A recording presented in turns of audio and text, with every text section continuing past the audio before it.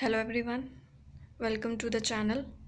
आज का अपना टॉपिक है bank reconciliation statement. So let's start with our topic. Bank reconciliation statement ਨੂੰ ਆਪਾਂ BRS भी कह ਦਿੰਦੇ हैं। बैंक रिकनसिलेशन स्टेटमेंट ਹੁੰਦਾ ਕੀ ਹੈ, ਪਹਿਲਾਂ ਪੋ ਸਮਝਾਂਗੇ। ਸਪੋਜ਼ ਕਰੋ ਤੁਹਾਡਾ ਇੱਕ ਬਿਜ਼ਨਸ ਹੈਗਾ, ਉਹਦੇ ਵਿੱਚ ਅਕਾਊਂਟਿੰਗ ਹੋ ਰਹੀ ਹੈ ਤੇ ਅਕਾਊਂਟਿੰਗ ਹੋ ਰਹੀ ਹੈ ਤੇ ਆਪਾਂ ਨੂੰ ਪਤਾ ਕਿ ਜਦੋਂ ਆਪਣਾ ਬਿਜ਼ਨਸ ਹੁੰਦਾ ਹੈਗਾ ਤਾਂ ਆਪਣੀਆਂ ਕੁਝ ਟ੍ਰਾਂਜੈਕਸ਼ਨਸ ਇੱਦਾਂ ਦੀ ਵੀ ਹੁੰਦੀਆਂ ਜਿਹੜੀਆਂ ਕਿ ਬੈਂਕ ਨਾਲ ਵੀ ਰਿਲੇਟਡ ਹੁੰਦੀਆਂ ਹੈਗੀਆਂ। ਤਾਂ ਬੈਂਕ ਰੀਕਨਸਿਲੇਸ਼ਨ ਸਟੇਟਮੈਂਟ ਦਾ ਮਤਲਬ ਕੀ ਹੁੰਦਾ, ਜਦੋਂ ਕੋਈ ਟ੍ਰਾਂਜੈਕਸ਼ਨਸ ਇੱਦਾਂ ਦੀਆਂ ਹੋ ਜਾਣ ਵੀ ਆਪਾਂ ਅਕਾਊਂਟਿੰਗ ਦੇ ਵਿੱਚ ਤਾਂ ਕੀਤੀਆਂ, ਆਪਣੇ ਅਕਾਊਂਟਸ ਦੇ ਵਿੱਚ ਕੀਤੀਆਂ, ਬਟ ਉਹਨੇ ਬੈਂਕ ਦੇ ਵਿੱਚ ਉਹ ਵਾਲੀਆਂ ਟ੍ਰਾਂਜੈਕਸ਼ਨਸ ਨਹੀਂ ਹੋਈਆਂ ਹੈਗੀਆਂ। ਕਈ ਵਾਰ ਕੀ ਹੁੰਦਾ ਹੈਗਾ, ਬੈਂਕ ਨੇ ਟ੍ਰਾਂਜੈਕਸ਼ਨਸ ਕਰ ਦਿੱਤੀਆਂ ਹੁੰਦੀਆਂ ਬਟ ਆਪਾਂ ਆਪਦੇ ਅਕਾਊਂਟਿੰਗ ਦੇ ਵਿੱਚ ਉਹ ਸ਼ੋਅ ਨਹੀਂ ਕੀਤੀਆਂ ਹੁੰਦੀਆਂ।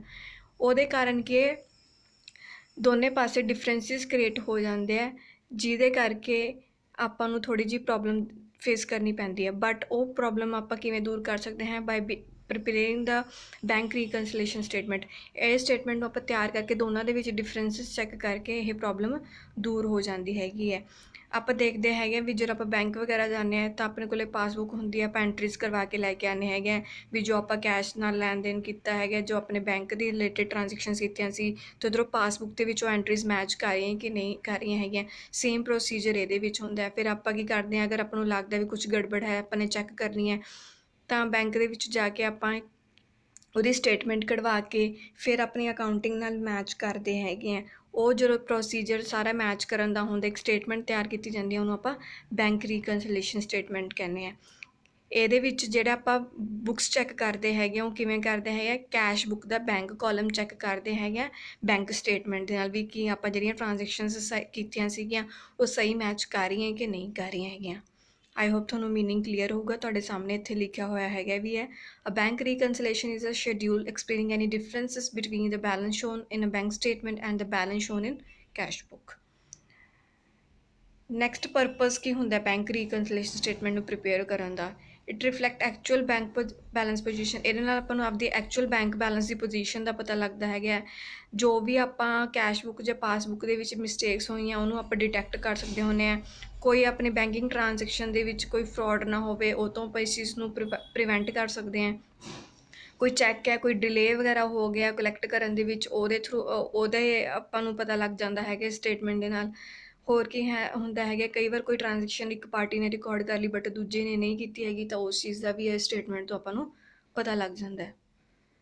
ਫਿਰ ਆਪਣੇ ਕੋਲ ਆਉਂਦਾ ਹੈਗਾ ਇਹਦੇ ਵਿੱਚ ਦੋ ਚੀਜ਼ਾਂ, ਕਿਸ ਚੀਜ਼ ਨਾਲ ਆਪਾਂ ਬੈਂਕ ਰੀਕਨਸਿਲੇਸ਼ਨ ਸਟੇਟਮੈਂਟ ਨੂੰ ਪ੍ਰੀਪੇਅਰ ਕਰਦੇ ਹਾਂ, ਕੈਸ਼ ਬੁੱਕ ਅਤੇ ਪਾਸਬੁੱਕ ਦੇ ਨਾਲ। ਜਿਹੜੀ ਕੈਸ਼ ਬੁੱਕ ਹੁੰਦੀ ਹੈਗੀ ਆ ਉਹ ਕੌਣ ਪ੍ਰੀਪੇਅਰ ਕਰਦਾ ਹੈਗਾ, ਬਿਜ਼ਨਸ ਪ੍ਰੀਪੇਅਰ ਕਰਦਾ ਹੈਗਾ, ਜਿਹਦੇ ਵਿੱਚ ਕੈਸ਼ ਅਤੇ ਬੈਂਕ ਟ੍ਰਾਂਜੈਕਸ਼ਨਸ ਹੁੰਦੀਆਂ, ਜਿਹੜੀ ਕਿ ਆਪਾਂ ਸਬਸਿਡਰੀ ਬੁੱਕ ਦੇ ਵਿੱਚ ਵੀ ਪੜ੍ਹਿਆ ਸੀਗਾ। ਹੋਰ ਕੀ ਆਉਂਦੀ ਹੈਗੀ ਇਹਦੇ ਵਿੱਚ, ਪਾਸਬੁੱਕ ਆਉਂਦੀ ਹੈਗੀ ਹੈ। ਪਾਸਬੁੱਕ ਤੁਹਾਨੂੰ ਪਤਾ ਹੀ ਹੈ ਬੈਂਕ ਪ੍ਰੀਪੇਅਰ ਕਰਕੇ ਦਿੰਦਾ ਹੈਗਾ ਆਪਾਂ ਨੂੰ, ਇਹਦੇ ਵਿੱਚ ਆਪਣੇ ਬੈਂਕਿੰਗ ਰਿਲੇਟਡ ਟ੍ਰਾਂਜੈਕਸ਼ਨਸ ਹੁੰਦੀਆਂ। ਹਾਂ, ਇੱਕ ਗੱਲ ਹੋਰ, ਜਿਹੜੀ ਬੈਂਕ ਰੀਕਨਸਿਲੇਸ਼ਨ ਸਟੇਟਮੈਂਟ ਹੁੰਦੀ ਹੈ ਉਹ ਬਿਜ਼ਨਸ ਤਿਆਰ ਕਰਦਾ ਹੈਗਾ, ਉਹਨੂੰ ਬੈਂਕ ਨਹੀਂ ਤਿਆਰ ਕਰਦਾ।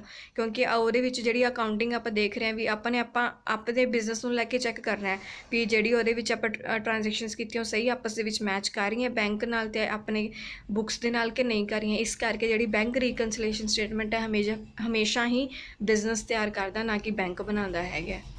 ਇਹ ਚੀਜ਼ ਨੂੰ ਧਿਆਨ ਰੱਖਿਓ। ਉਸ ਤੋਂ ਬਾਅਦ ਬੈਲੈਂਸਿਸ ਆ ਜਾਂਦੇ ਹੈਗੇ ਤੁਹਾਡੇ ਕੋਲੇ। ਕੈਸ਼ ਬੁੱਕ ਦਾ ਜਿਹੜਾ ਡੈਬਿਟ ਬੈਲੈਂਸ ਹੁੰਦਾ ਉਹ ਫੇਵਰੇਬਲ ਅਤੇ ਪੋਜ਼ੀਟਿਵ ਬੈਲੈਂਸ ਹੁੰਦਾ। ਕ੍ਰੈਡਿਟ ਦਾ ਅਨਫੇਵਰੇਬਲ ਬੈਲੈਂਸ ਨੈਗੇਟਿਵ ਜਾਂ ਆਪਾਂ ਓਵਰਡਰਾਫਟ ਕਹਿ ਦਿੰਦੇ ਹਾਂ। ਪਾਸਬੁੱਕ ਦੇ ਵਿੱਚ ਇਹ ਚੀਜ਼ ਵਾਈਸ ਵਰਸਾ ਹੋ ਜਾਂਦੀ ਹੈ, ਡੈਬਿਟ ਬੈਲੈਂਸ ਉਹਦਾ ਅਨਫੇਵਰੇਬਲ ਹੁੰਦਾ, ਓਵਰਡਰਾਫਟ ਹੁੰਦਾ, ਅਤੇ ਕ੍ਰੈਡਿਟ ਬੈਲੈਂਸ ਉਹਦਾ ਪੋਜ਼ੀਟਿਵ ਹੁੰਦਾ ਹੈਗਾ। ਨੈਕਸਟ ਹੁਣ ਆਪਣੇ ਕੋਲ ਕੁਛ ਰੀਜ਼ਨਸ ਆਉਂਦੇ ਆ ਜਿਹਦੇ ਕਾਰਨ ਆਪਣੀ ਜਿਹੜੀ ਬੈਂਕ ਰੀਕਨਸਿਲੇਸ਼ਨ ਸਟੇਟਮੈਂਟ ਆਪਾਂ ਨੂੰ ਬਣਾਉਣੀ ਪੈਂਦੀ ਹੈ। ਉਹ ਕਿਉਂ ਬਣਾਉਣੀ ਪੈਂਦੀ ਹੈ, ਕਿ ਕੋਈ ਰੀਜ਼ਨਸ ਉਹਦੇ ਜਿਹੜੇ ਹੁੰਦੇ ਹੈਗੇ ਆ ਉਹ ਆਪਾਂ ਹੁਣ ਇੱਕ ਇੱਕ ਕਰਕੇ ਪੜ੍ਹਾਂਗੇ। So let's start with our first one. ਪਹਿਲਾ ਕੀ ਹੈਗਾ, cheques issued by the bank but not yet presented for payment. Cheque ਹੈ ਇਸ਼ੂ ਤਾਂ ਕਰਤੇ ਬਟ ਉਹ ਕੀ ਹੈ, ਪੇਮੈਂਟ ਨਹੀਂ ਹੋਈ। ਕਹਿਣ ਦਾ ਮਤਲਬ ਕੀ ਹੈ, ਆਪਾਂ ਨੇ ਚੈੱਕ ਕੱਟ ਕੇ ਦੇਤਾ, ਪੇਮੈਂਟ ਕਰਨੀ ਸੀਗੀ, ਆਪਾਂ ਨੇ ਤਾਂ ਆਪਦੀ ਬੁੱਕਸ ਦੇ ਵਿੱਚੋਂ ਮਾਈਨਸ ਕਰਤਾ ਬਟ ਬੈਂਕ ਦੇ ਵਿੱਚ ਉਸ ਚੀਜ਼ ਦੀ ਪੇਮੈਂਟ ਹਜੇ ਗਈ ਨਹੀਂ ਹੈਗੀ। ਆਪਾਂ ਆਪਦੀ ਬੁੱਕਸ ਦੇ ਵਿੱਚੋਂ ਮਾਈਨਸ ਕਰੀ ਬੈਠੇ ਹਾਂ ਬਟ ਬੈਂਕ ਦੇ ਵਿੱਚ ਉਹ ਚੀਜ਼ ਹਜੇ ਘਟੀ ਨਹੀਂ ਹੈਗੀ, ਤਾਂ ਉਹਦੇ ਕਰਕੇ ਵੀ ਡਿਫਰੈਂਸਿਸ ਕ੍ਰੀਏਟ ਹੋ ਜਾਂਦੇ ਆ। ਕਹਿਣ ਦਾ ਮਤਲਬ ਕੀ ਹੋਇਆ, ਇਸ ਚੀਜ਼ਾਂ ਕਾਰਨ ਹੀ ਆਪਾਂ ਨੂੰ ਬੈਂਕ ਰੀਕਨਸਿਲੇਸ਼ਨ ਸਟੇਟਮੈਂਟ ਬਣਾਉਣੀ ਪੈਂਦੀ ਹੈਗੀ। ਕਿਉਂਕਿ ਜਦੋਂ ट्रांजैक्शन ਦੇ ਵਿੱਚ ਡਿਫਰੈਂਸ ਆ ਜਾਂਦਾ ਤਾਂ ਜਿਹੜੀ ਆਪਣੀ ਫਾਈਨੈਂਸ਼ੀਅਲ ਸਟੇਟਮੈਂਟਸ ਹੈ ਸਾਰੀ ਚੀਜ਼ ਵੀ ਗੜਬੜ ਹੋ ਜਾਂਦੀ ਹੈ। ਨੈਕਸਟ ਆਪਣੇ ਕੋਲ ਆਉਂਦਾ ਹੈਗਾ cheques paid into bank but not yet collected. ਕੋਈ ਚੈੱਕ ਪੇ ਕਰਤਾ ਆਪਾਂ ਬੈਂਕ ਦੇ ਵਿੱਚ, ਆਪਣੇ ਕੋਲ ਆਇਆ ਸੀ, ਪੈਸੇ ਲੈਣੇ ਸੀ ਆਪਾਂ ਕਿਸੇ ਬੰਦੇ ਤੋਂ, ਡੈਟਰ ਤੋਂ ਸਮਝ ਲਓ ਕਿਸੇ ਤੋਂ, ਤਾਂ ਬਟ ਉਹਨੇ ਆਪਾਂ ਨੂੰ ਚੈੱਕ ਦੇਤਾ, ਆਪਾਂ ਡਿਪੋਜ਼ਿਟ ਕਰਤਾ, ਆਪਾਂ ਆਪਦੀ ਬੁੱਕਸ ਦੇ ਵਿੱਚ ਤਾਂ ਪੈਸੇ ਵਧਾ ਲਏ ਕਿ ਹਾਂ ਆਪਾਂ ਨੂੰ ਤਾਂ ਪੈਸੇ ਦੇਗਾ ਬੰਦਾ, ਆਪਾਂ ਨੇ ਤਾਂ ਬੁੱਕਸ ਨੂੰ ਇਨਕਰੀਜ਼ ਕਰਤਾ, ਡੈਬਿਟ ਕਰਤਾ, ਬਟ ਉਹ ਕੀ ਹੋਇਆ ਉਹਦੇ ਵਿੱਚ ਬੈਂਕ ਦੇ ਵਿੱਚ ਕੀ ਹੋਇਆ ਕਿ ਹਜੇ ਪੈਸੇ ਉਹਦੇ ਵਿੱਚ ਆਏ ਨਹੀਂ ਹੈਗੇ ਤਾਂ ਉਹਦੇ ਵਿੱਚ ਤਾਂ ਹਜੇ ਮਾਈਨਸ ਹੀ ਹੈ, ਉਹਦੇ ਵਿੱਚ ਤਾਂ ਐਡ ਹੋਇਆ ਨਹੀਂ ਹੋ ਗਿਆ, ਅਤੇ ਇਸ ਕਰਕੇ ਡਿਫਰੈਂਸ ਕ੍ਰੀਏਟ ਹੋ ਜਾਂਦਾ ਹੈਗਾ। ਨੈਕਸਟ ਆਉਂਦਾ ਹੈਗਾ direct debit made bye the bank on behalf of the customer. ਕਈ ਵਾਰ ਕੀ ਹੁੰਦਾ ਕਿ ਜਿਹੜਾ ਬੈਂਕ ਉਹ ਡਾਇਰੈਕਟਲੀ ਕਸਟਮਰ ਦੇ ਬਿਹਾਫ 'ਤੇ ਕੋਈ ਨਾ ਕੋਈ ਪੇਮੈਂਟ ਕਰ ਦਿੰਦਾ ਹੈਗਾ, ਬਟ ਆਪਾਂ ਆਪਦੇ ਬੁੱਕਸ ਦੇ ਵਿੱਚ ਉਹ ਚੀਜ਼ ਨੂੰ ਮਾਈਨਸ ਨਹੀਂ ਕੀਤਾ ਹੁੰਦਾ, ਉਸ ਚੀਜ਼ ਕਰਕੇ ਪ੍ਰੋਬਲਮ ਆ ਜਾਂਦੀ ਹੈ। ਇਹਦੀ ਤੁਸੀਂ ਮੇਨ ਐਗਜ਼ਾਮਪਲ ਲੈ ਸਕਦੇ ਹੈਗੇ, ਜਿਵੇਂ ਬੈਂਕ ਚਾਰਜਿਸ ਹੁੰਦਾ ਹੈਗਾ, ਜਿਵੇਂ ਆਪਾਂ ਨੂੰ ਮੈਸੇਜ ਵੀ ਆ ਜਾਂਦਾ ਵੀ your account has been debited with this much amount, ਕਿ ਉਹਨਾਂ ਨੇ ਸਿੱਧੇ ਬੈਂਕ ਚਾਰਜਿਸ ਕੱਟ ਲਿਆ ਆਪਣੇ ਅਕਾਊਂਟ ਦੇ ਵਿੱਚੋਂ, ਬਟ ਆਪਾਂ ਆਪਦੀ ਬੁੱਕਸ ਦੇ ਵਿੱਚੋਂ ਅਜੇ ਮਾਈਨਸ ਹੀ ਨਹੀਂ ਕੀਤਾ, ਇਹ ਵੀ ਰੀਜ਼ਨ ਹੁੰਦਾ ਹੈਗਾ। ਨੈਕਸਟ ਆਉਂਦਾ ਹੈਗਾ ਅਮਾਊਂਟਸ ਡਾਇਰੈਕਟਲੀ ਡਿਪੋਜ਼ਿਟਡ ਇਨ ਦੀ ਬੈਂਕ ਅਕਾਊਂਟ। ਕੋਈ ਸਮਝ ਲਓ ਕੋਈ ਡੈਟਰ ਸੀ ਆਪਣਾ, ਉਹਨੇ ਡਾਇਰੈਕਟਲੀ ਜਾ ਕੇ ਬੈਂਕ ਦੇ ਵਿੱਚ ਹੀ ਡਿਪੋਜ਼ਿਟ ਕਰਾਤੇ ਆਪਣੇ ਪੈਸੇ, ਆਪਾਂ ਨੂੰ ਦੱਸਿਆ ਹੀ ਨਹੀਂ ਹੈਗਾ, ਤਾਂ ਆਪਾਂ ਨੇ ਬੁੱਕਸ ਦੇ ਵਿੱਚ ਤਾਂ ਉਸ ਚੀਜ਼ਾਂ ਨੂੰ ਆਪਾਂ ਹਜੇ ਵਧਾਇਆ ਹੀ ਨਹੀਂ ਹੈਗਾ, ਮਤਲਬ ਕਿ ਆਪਣੇ ਕੋਲ ਤਾਂ ਉਸ ਚੀਜ਼ ਦੀ ਪੇਮੈਂਟ ਆਈ ਨਹੀਂ, ਆਪਾਂ ਉਸ ਚੀਜ਼ ਨੂੰ ਕਿਵੇਂ ਟ੍ਰਾਂਜੈਕਸ਼ਨ ਕਰਾਂਗੇ, ਤਾਂ ਉਹ ਕੀ ਹੈ ਉਹਦੇ ਕਰਕੇ ਵੀ ਡਿਫਰੈਂਸਿਸ ਕ੍ਰੀਏਟ ਹੋ ਜਾਂਦੇ ਆ। ਫਿਰ ਨੈਕਸਟ ਆਉਂਦਾ ਹੈਗਾ interest and ਡਿਵੀਡੈਂਡਸ collected by bank. ਕਈ ਵਾਰ ਕੀ ਆਪਣੇ ਬਿਹਾਫ 'ਤੇ ਜਿਹੜਾ ਆਪਣਾ ਬੈਂਕ ਹੈਗਾ ਇੰਟਰਸਟ ਜਾਂ ਡਿਵੀਡੈਂਡ ਕਲੈਕਟ ਕਰ ਲੈਂਦਾ, ਤਾਂ ਉਹ ਚੀਜ਼ ਸਿੱਧੇ ਹੀ ਬੈਂਕ ਦੇ ਵਿੱਚ ਟ੍ਰਾਂਜੈਕਸ਼ਨ ਉਸ ਚੀਜ਼ ਦੀ ਹੋ ਚੁੱਕੀ ਹੈ, ਬਟ ਆਪਾਂ ਆਪਦੇ ਅਕਾਊਂਟਸ ਦੇ ਵਿੱਚ ਨਹੀਂ ਕੀਤੀ, ਇਹ ਵੀ ਇੱਕ ਡਿਫਰੈਂਸ ਦਾ ਰੀਜ਼ਨ ਬਣ ਜਾਂਦਾ। ਦੂਸਰਾ ਕੀ ਲਿਖਿਆ ਹੋਇਆ ਹੈ direct payment made bye the bank on behalf of the customer. ਇਹ ਤੁਹਾਨੂੰ ਉਹਨੇ ਦੱਸਿਆ ਸੀਗਾ ਵੀ ਕੋਈ ਨਾ ਕੋਈ ਪੇਮੈਂਟ ਕਰਤੀ ਬੈਂਕ ਨੇ ਆਪਣੇ ਬਿਹਾਫ 'ਤੇ, ਜਿਵੇਂ ਤੁਸੀਂ ਸਮਝ ਲਓ ਕੋਈ ਚੀਜ਼ ਅੱਜ ਕੱਲ੍ਹ ਜਿਵੇਂ ਜ਼ਿਆਦਾ ਟਰੈਂਡ ਚੱਲਿਆ ਹੋਇਆ ਕਿ ਕੋਈ ਵੀ ਚੀਜ਼ ਲਿਆਂਦੀ ਹੈ ਬੰਦੇ ਇੰਸਟਾਲਮੈਂਟਸ 'ਤੇ ਲਿਆਉਂਦੇ ਆ, ਅਤੇ ਉਹ ਇੰਸਟਾਲਮੈਂਟ ਕੀ ਹੈ ਡਾਇਰੈਕਟਲੀ ਬੈਂਕ ਦੇ ਥਰੂ ਹੋ ਰਹੀ ਹੈ, ਬਟ ਆਪਾਂ ਆਪਦੇ ਹਜੇ ਬੁੱਕਸ ਦੇ ਵਿੱਚੋਂ ਮਾਈਨਸ ਹੀ ਨਹੀਂ ਕੀਤੀ ਹੈਗੀ, ਇਹ ਚੀਜ਼ ਕਰਕੇ ਵੀ ਡਿਫਰੈਂਸ ਕ੍ਰੀਏਟ ਹੁੰਦੇ ਆ। ਫਿਰ ਆਪਣੇ ਕੋਲ ਆਉਂਦਾ ਹੈਗਾ ਚੈੱਕਸ ਡਿਪੋਜ਼ਿਟਡ ਔਰ ਬਿਲ ਡਿਸਕਾਊਂਟਡ ਡਿਸਓਨਰਡ। ਜਿਹੜੇ ਕਿ ਚੈੱਕ ਡਿਪੋਜ਼ਿਟ ਕੀਤਾ ਜਾਂ ਫਿਰ ਬਿੱਲ ਕੋਈ ਡਿਸਕਾਊਂਟ ਹੋਇਆ ਜਾਂ ਡਿਸਓਨਰ ਹੋ ਗਿਆ, ਉਹ ਆਪਾਂ ਨੂੰ ਪਤਾ ਹੀ ਨਹੀਂ ਹੈਗਾ, ਉਹ ਸਾਰਾ ਬੈਂਕ ਦੇ ਵਿੱਚ ਹੀ ਹੋਇਆ ਹੈਗਾ, ਅਤੇ ਬਟ ਆਪਾਂ ਆਪਦੇ ਬੁੱਕਸ ਦੇ ਵਿੱਚ ਉਹਦੇ ਰਿਲੇਟਡ ਕੋਈ ਟ੍ਰਾਂਜੈਕਸ਼ਨ ਹੀ ਨਹੀਂ ਕੀਤੀ, ਕੋਈ ਆਪਾਂ ਨੂੰ ਇਨਫੋਰਮੇਸ਼ਨ ਹੀ ਨਹੀਂ ਹੈਗੀ ਉਸ ਚੀਜ਼ ਦੀ ਵੀ ਬੈਂਕ 'ਚ ਕੀ ਹੋਇਆ, ਅਤੇ ਇਸ ਚੀਜ਼ ਕਰਕੇ ਵੀ ਪ੍ਰੋਬਲਮ ਆ ਜਾਂਦੀ ਹੈ। ਫਿਰ ਆਉਂਦਾ ਹੈਗਾ errors committed in recording transactions by the firm. ਕਈ ਵਾਰ ਕੀ ਹੁੰਦਾ ਕਿ ਜਿਹੜੀ ਆਪਾਂ ਟ੍ਰਾਂਜੈਕਸ਼ਨਸ ਰਿਕਾਰਡ ਕੀਤੀਆਂ ਸੀਗੀਆਂ ਉਹ ਗਲਤ ਰਿਕਾਰਡ ਕਰ ਲਈਆਂ ਜਾਂ ਗਲਤ ਵੈਲਿਊ ਰਿਕਾਰਡ ਕਰ ਲਈ ਉਹਨਾਂ ਦੀ, ਅਤੇ ਬੈਂਕ ਦੇ ਵਿੱਚ ਉਹ ਚੀਜ਼ ਹੋਰ ਤਰੀਕੇ ਨਾਲ ਰਿਕਾਰਡ ਹੈ, ਉਹਦੇ ਕਰਕੇ ਪ੍ਰੋਬਲਮ ਆ ਜਾਂਦੀ ਹੈ। ਜਾਂ ਫਿਰ ਕੀ ਲਿਖਿਆ ਹੋਇਆ errors committed in recording transactions by the bank ਨੇ ਕੋਈ ਗਲਤ ਟ੍ਰਾਂਜੈਕਸ਼ਨ ਰਿਕਾਰਡ ਕਰ ਲਈ, ਆਪਾਂ ਨਹੀਂ ਕੀਤੀ ਜਾਂ ਆਪਾਂ ਹੋਰ ਤਰੀਕੇ ਨਾਲ ਕਰੀ ਬੈਠੇ ਹਾਂ, ਇਹ ਵੀ ਇੱਕ ਪ੍ਰੋਬਲਮ ਆ ਜਾਂਦੀ ਹੈ। ਇਹ ਸੀ ਕੁਛ ਐਰਰਸ ਜਿਹੜੇ ਆਪਾਂ ਕੀ ਕੀਤੇ ਵੀ ਜਿਹਦੇ ਕਰਕੇ ਆਪਾਂ ਨੂੰ ਬੈਂਕ ਰੀਕਨਸਿਲੇਸ਼ਨ ਸਟੇਟਮੈਂਟ ਪ੍ਰੀਪੇਅਰ ਕਰਨੀ ਪੈਂਦੀ ਹੈ।